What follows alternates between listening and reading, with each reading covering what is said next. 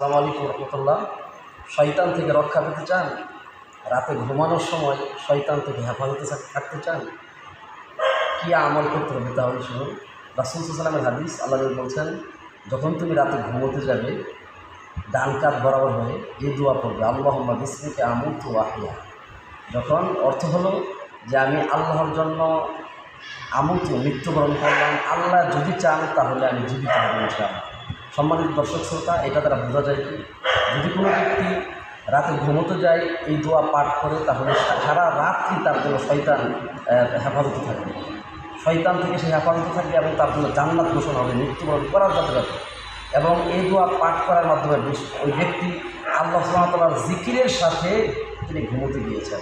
অতএব আসুন, শয়তান থেকে আমরা হেফাজতে থাকতে চাই। আল্লাহ আমাদের হেফাজত দান করুন এবং কি আমাদের পেজটা লাইক, কমেন্ট এবং শেয়ার করে দেবেন ইনশাআল্লাহ। আমাদের পেজের আলোচনা কন্টিনিউ চলবে, আপনারা অবশ্যই আমাদের পেজটাকে ফলো করবেন ইনশাআল্লাহ। আসসালামু আলাইকুম ওয়া রাহমাতুল্লাহি ওয়া বারাকাতুহু।